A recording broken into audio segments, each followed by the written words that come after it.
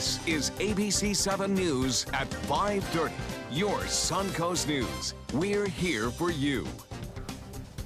Welcome back. A Northport man is charged with beating and shooting the family dog. It's something that has shocked neighbors in a residential area that they say is very quiet. ABC7's Rick Adams joins us with their reaction. Well, this is certainly a severe case of animal abuse. It's so severe that this dog had to be euthanized. This is the man accused in the death of his Cocker Spaniel. 62-year-old Roman Scraba allegedly beat the dog and shot it in the head with a BB gun on Saturday at his home on Chesbrough Avenue in Northport. Initially, it appeared to have a BB in its palate. Further examination by the veterinarian's office indicated that it had even more injuries than that. It looked like a small stab wound, that its jaw had been broken. Officials say the injuries were just too extreme, so the dog named Fluffy could not be saved. Bob Edwards lives very close to Scraba's home with his wife and their dog Benji. This animal abuse has shocked him, especially that it happened right in his neighborhood. It pains me, first of all. I feel for the animal. My dog, I'm a big lover of dogs, and they need to be treated with respect, kindness. For another neighbor, Tony Honorado, and his wife, they live just 2 doors down from Scraba. He says that he would see him around the neighborhood often. I knew the dog, but they always had that dog. I'm surprised that happened. When police found the dog at the home, Scraba was passed out. He is charged with 1 felony count of animal abuse causing a cruel death, pain, and suffering. We're being told Scraba remains behind bars at the Sarasota County Jail, where his bond has been set at $1,500. And we did reach out to the family members, but no one was available to comment on this. Reporting from Northport, I'm Rick Adams, ABC7, your Suncoast News. All right, Rick, thank you. Manatee County Sheriff's deputies charge a man with attempted murder. Omar Simmons is now accused of stabbing a man last month. Witnesses say Simmons was with the sleeping victim inside a car at a Marathon gas station in Bradenton. That's when Simmons is accused of stabbing the victim and then running away. Simmons is now being held at the Sarasota County Jail. 3 men have been arrested in connection with dozens of vehicle burglaries around Manatee County. Last Tuesday, deputies were called to Lexington Drive in Parrish for a suspicious person looking into people's cars. David Schwerha was found in possession of stolen property at the scene and was arrested. After a subsequent investigation, Christopher Dumont and Christopher Limbachner were also arrested in connection with nearly 30 vehicle burglaries. All 3 were charged with burglary and the fraudulent use of credit cards. The majority of those burglaries were done to unlocked vehicles. After having his Longboat Key condominium seized by police, a video voyeurism suspect files court papers to get that home back. Wayne Nat was arrested in September after police say he was spying on guests at his Airbnb vacation home using cameras. Florida law allows police to seize property if it was used in felony activity. So the town of Longboat Key tried to take control of the property. However, the Florida Constitution exempts houses with homestead claims from being confiscated. Nat has claimed homestead exemption on the property in question, which would prevent the courts from taking it.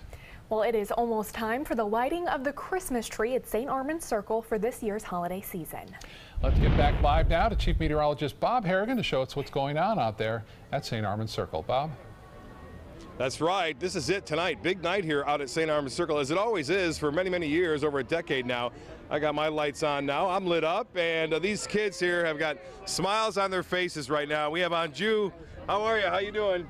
Good. Have you been a good girl this year? Yeah. You're going to get some presents. How about you? What's this guy's name? Mac. Mac? You all right, Mac? Yeah. You're going to see the big guy tonight, right? Yeah, Santa Claus is coming to town. And what's your name? Mary Jane. Mary Jane. And Mary Jane, your brother's performing out here tonight, right? Yeah. What's he doing? Dancing. Yeah, dancing. Dancing with Sarasota High School, right? Yep. Right, and we got Blake here. Blake was actually shooting the camera for me earlier. How was that? Good. Yeah, he was doing some Facebook Live. Is that your first time? All right, you did a good job, Blake, and I hope you have a great night tonight. And there's Mom behind her, behind him right there. Aunt. Okay, that's the aunt. Sorry. Auntie, okay. Anyway, we are out here. It's beautiful. Now, you couldn't ask for better weather. It's been absolutely outstanding tonight. Low humidity. In fact, look at that, 58% now. The temperature comfortable at the airport, 77. It's about 73 here out at Lido, and the winds are out of the north-northwest today. There's some rain to the north of us. You can see a little shower activity. That's a frontal boundary, a cold front that's going to fade away before it reaches us. But the next one that's going to move on through will be happening next week. We'll talk about that front, and you'll be wearing those Christmas sweaters, and I'll tell you when, coming up a little bit later in this newscast. Back to you guys. All right, thank you so much, Bob. We'll check back in with you shortly. After intense back and forth negotiations all week, the Senate Republican Party's lawmakers appear close to a deal, hovering above the 50 votes needed to pass the GOP's new tax plan without any yays from the Democrats. Dubbed the Tax Cuts and Jobs Act, the plan includes a huge tax cut for big corporations. Republicans say the benefits will trickle down and ultimately help out the middle class, but Democrats are loudly objecting. This isn't tax reform at all. What this is a grab bag full of special interest goodies for multinational corporations. Nonpartisan agencies say the bill will add to America's already sizable debt. Their analysis has also found that the bill will likely give big tax breaks to those earning more than $100,000 a year, while most Americans earning less than $75,000 a year are estimated to pay more in the next 10 years. Next, the bill will go back to the House. Following controversial protests by players on the sidelines of NFL games, the league is out now with an initiative aiming to address players' social justice concerns. ABC's Marcy Gonzalez shows us what the plan entails and why some players are not on board. The NFL now laying out details of an agreement reached in response to players kneeling during the national anthem to protest racial inequality, police brutality, and other social justice causes. The players spoke. They wanted action from the league, and the league is responding. The three-part initiative comes after months of discussions between the Players Coalition as well as leaders from teams and the league. We spent today talking about the issues that our players have been trying to bring attention to about issues in our communities to make our communities better. Under the NFL's plan, $89 million over 7 years will be put towards national and local social justice programs, especially those supporting improvements in education, community police relations, and our criminal justice system. This memo sent to team presidents and obtained by ESPN also notes the league will help put a spotlight on players making a meaningful difference in their communities and society, and give players access to government relations resources to work towards social justice reform. There is no language calling for an end to sideline protests, but several players feel the agreement doesn't go far enough and announce they're leaving the Players Coalition. Among them, San Francisco 49ers player Eric Reed, who was the first to join his former teammate Colin Kaepernick in kneeling during the national anthem. Also, LA Chargers player Russell Okung, who tweeted calling the proposal woefully inadequate, encouraging players to continue exercising their constitutional rights. Still, the initiative is moving forward. A committee of players and owners will now work out more of the specifics, and the NFL says a more thorough plan will be presented in March. Marcy Gonzalez, ABC News, Los Angeles. Florida State looking for a new head football coach tonight after the resignation of Jimbo Fisher. Fisher leaving the Noles to coach at Texas A&M, where he'll make a reported $7.5 million a season, the second highest salary in college football. He spent 8 seasons as the Seminoles head coach, winning the national championship and 3 conference titles. He'll replace Kevin Sumlin at Texas A&M, who was fired last weekend. Among the reported candidates to replace Fisher at FSU is Oregon coach Willie Taggart, formerly of USF and a Manatee High School graduate. Floridians give billions of dollars to charitable organizations each year, especially around the holidays. However, it can be tough to tell which organizations actually use that money for the services they advertise versus those that mainly spend donations on salaries and others still that are outright scams. Attorney General Pam Bondi's office has released their 2017 Holiday Consumer Protection Guide with various tips on how to determine whether a charity is legitimate or not. Go ahead and give to an established charity, a well-known charity. That way, when you're solicited, you're not susceptible to any type of scam. The second thing is, if anyone does solicit you, ask a lot of questions. Ask them to send you a pledge form or for more information about their charity. You can find that consumer protection guide for free online at our website at mysuncoast.com. Still to come in your Suncoast News tonight, you better watch out for some dangerous toys this holiday season. Why you should be on the lookout for when buying gifts for your kids this year. Listen to this important message. If you owe money to the IRS, you will want to hear this. Penalties and interest compound daily on your back taxes, putting you under a mountain of debt. Tax 10,000 has years of experience connecting people with tax resolution specialists. Working through the IRS Fresh Start program, they will handle all the necessary forms, and if you qualify, you may end up saving thousands of dollars. Call Tax 10,000 at 800-817-1064. If you're between 50 and 85 years old, call the number on your screen right now for free information on how to save your family thousands of dollars. We're Family Love Plans, and we've been helping families just like yours for over 30 years. The average funeral today can cost up to $10,000 or more, but the most you'll get from government benefits is just $255. How will your family pay the difference? At Family Love Plans, we can help you and your family. Our senior plans start as low as just $1 a day and pay up to $30,000 for a funeral and other final expenses. Peace of mind is easy. There's no medical exam and your plan can't be canceled. Better still, your rate will never go up and your benefits will never go down. Get your free information about our senior plans. Just answer a few simple questions and receive approval right over the phone. Call 1-800-707-3608. That's 1-800-707-3608. This is an important announcement. If you're between 50 and 85 and worried about your loved ones, you can still get affordable life insurance for peace of mind. My life insurance coverage is guaranteed, and I was not required to get a medical exam. I had high blood pressure and diabetes, and I got my coverage with one telephone call. No exam necessary. I'm a smoker, and I wanted to take care of my family. I called to get my life insurance and my affairs in order.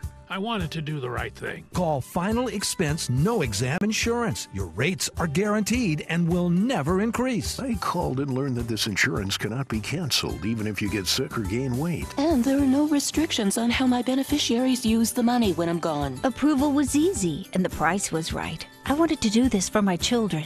Call 800-738-9812. 800-738-9812.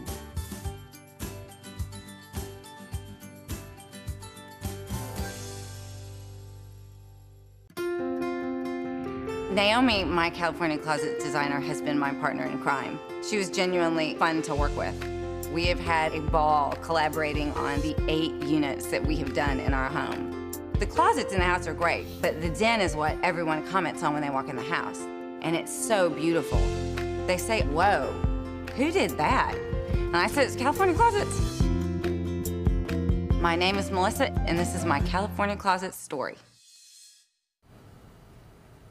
You can keep your kids safe this holiday season by paying close attention to the toys that you buy them.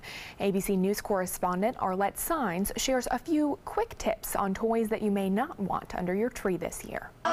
Family, food, togetherness, all very nice. But if you're a kid, the holidays are all about presents. But a warning to parents, not all toys may be as safe as you think.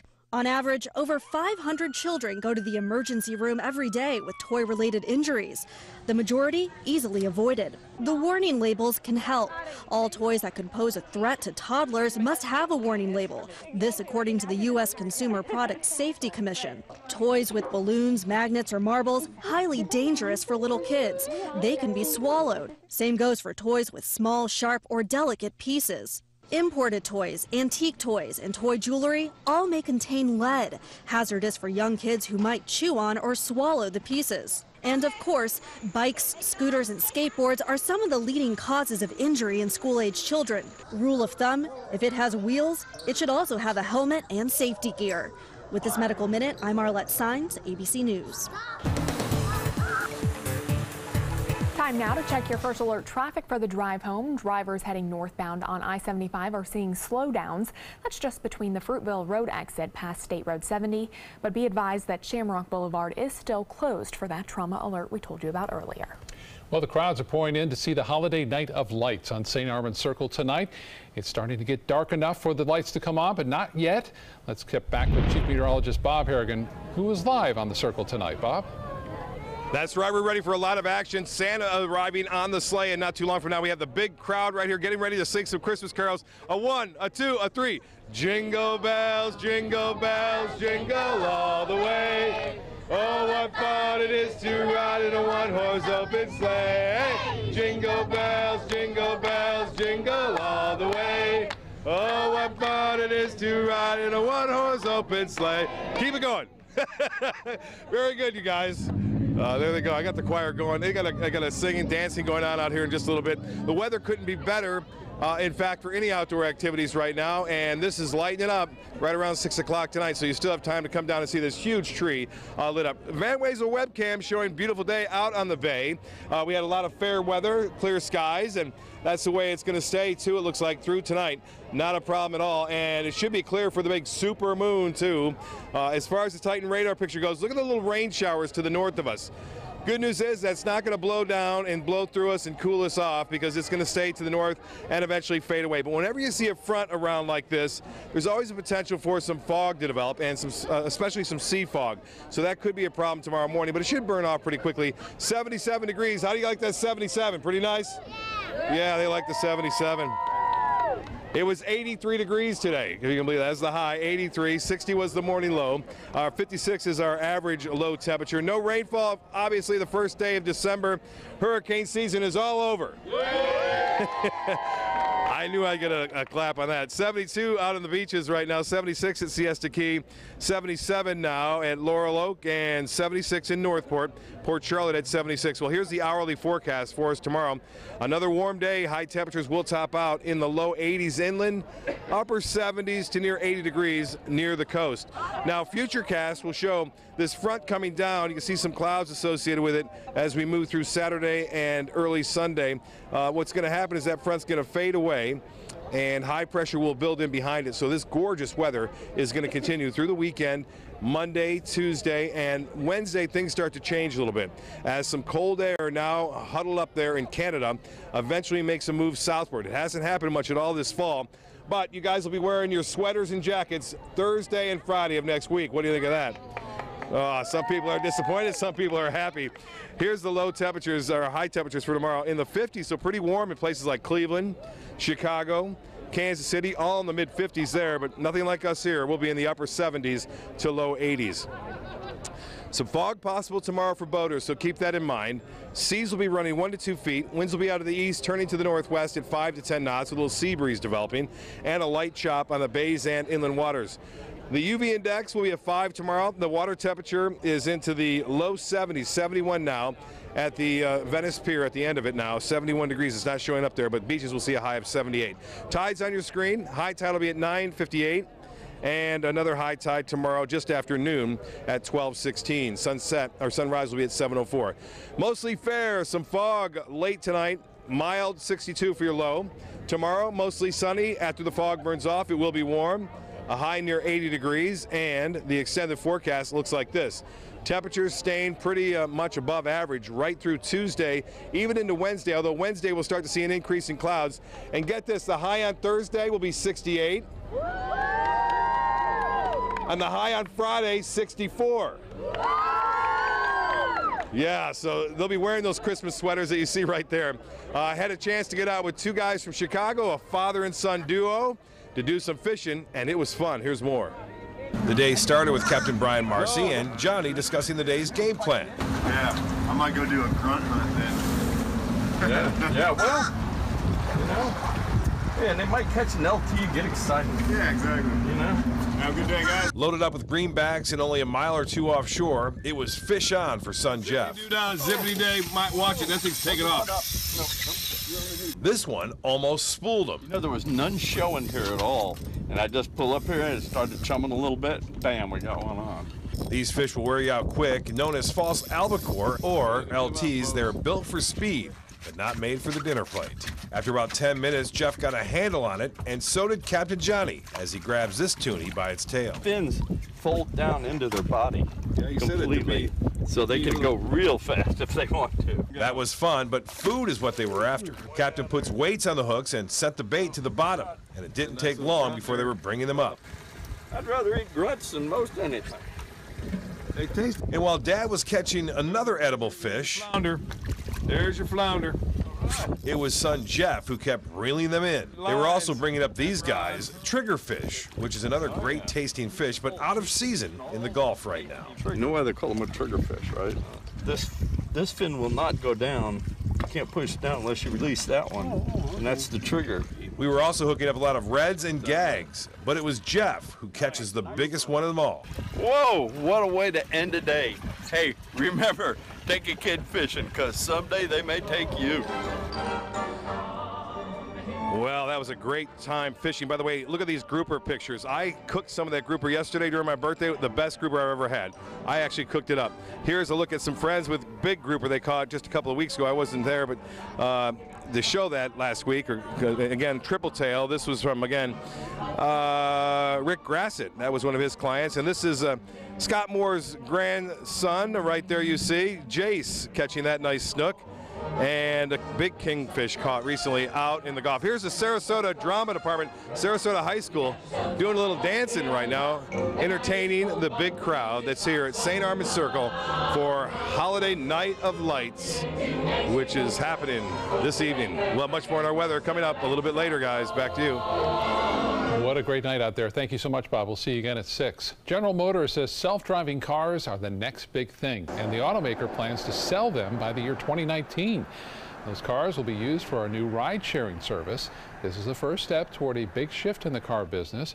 The automaker claims ride-sharing could ultimately be bigger than its current business of just selling cars and trucks. I remember when I was younger and thought that that was all just a dream. I know. Here we are. Entertainment news is next.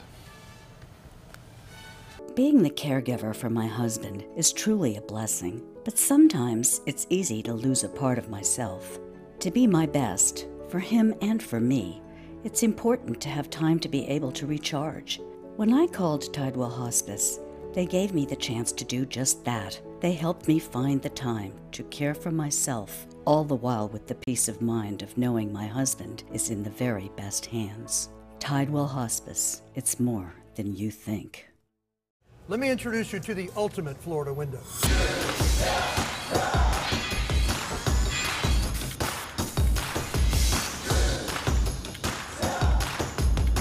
Do you feel safer with this or this?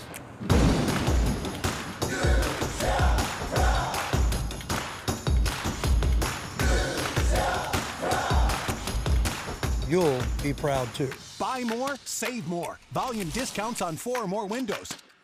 Attention type 2 diabetics. The FDA warns of an increased risk of amputation associated with certain diabetes medications. If you took the diabetes medications Invokana or Invokamet and then suffered an amputation or one of these other serious injuries, call the Rely On Group right now. If you've suffered amputation or any of these injuries after taking your diabetes medication, call the Rely On Group today. You may be entitled to substantial financial compensation. The FDA has recently warned about an increased risk of leg and foot amputations associated with the use of certain diabetic medications such as Invokana and Invokamet.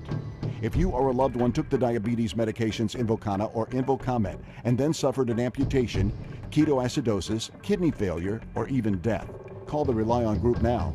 We are here to help you get the justice you deserve. You may be entitled to substantial financial compensation. Call 800-355-8205. That's 800-355-8205. Soldiers in the Army National Guard live up to a set of time-honored principles. I will always place the mission first. They stand ready to respond to any crisis. I will never accept defeat.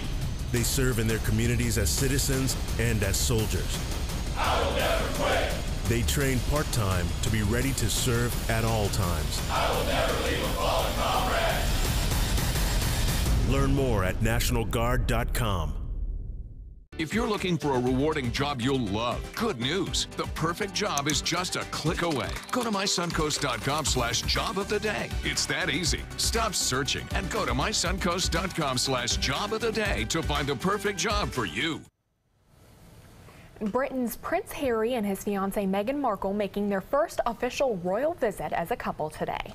That's right, the two stepping out at Nottingham, a city north of London, in nearly freezing temperatures, both greeting the crowd, shaking hands, and talking to royal family enthusiasts. The newly engaged couple will be visiting charities, including the one that Harry established in 2014, which provides mentorships to keep kids in school. The biggest opening this weekend at the box office is a 20-year-old movie. Titanic is back in theaters for a week to celebrate the 20th anniversary of its release. You can catch it in remastered 2D or 3D, which is sure to add to its $2 billion box office total, the second highest grossing film of all time. It'll play in about 100 theaters across the country, including right here on the Suncoast at AMC's The Regency in Bradenton.